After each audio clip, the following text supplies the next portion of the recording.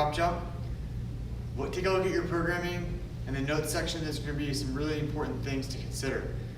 When we're doing a drop jump, there's multiple adaptations that we can try to drive. One is we can go for a slower stretch shortening cycle, which is going to be, we're going to be jumping as high as we can. Second one is we're going to be going for a fast stretch shortening cycle, which means we're going to spend the least amount of time on the ground as possible. Those two things both play into having the most explosive jump, or being able to jump as high as you can. And then the second component to that is, what is the second movement out? So many times we'll do a drop jump and do a vertical, a drop jump and do a broad, or like a drop and do a Haydn, or where you're dropping and going lateral. So take a look at your programming to make sure if it's emphasis for max height, which would be the vertical, if it's short ground contact time for vertical, or if it's max distance horizontally, or if it's max distance laterally. All those different variations occur.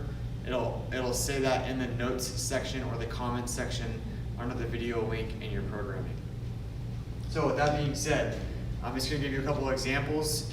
We're going to go vertical plane bias, and then we'll go horizontal, or into like a Haydn, a drop Haydn, and then we'll do a broad.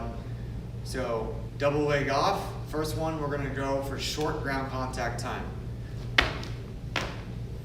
Stick the landing. So the floor is lava. I'm trying to get off the ground as fast as I can, land with a rigid ankle, and get up quickly. That's going to be a little bit more biased toward your ankle than if I did a longer ground contact time or jumped as high as I could. That's going to be a little bit more biased toward my knees and my hips. The same applies for a broad jump. If I have short ground contact times in my broad jump, I'm not going to be able to jump out as far.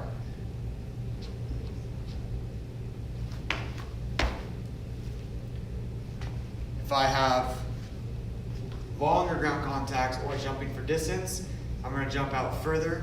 And then the same thing is for our lateral plane. So when I do lateral plane, this is when I actually step off versus the hop off.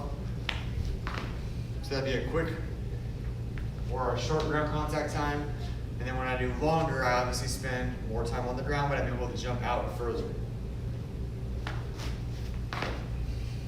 So again, different adaptations can be the goal here.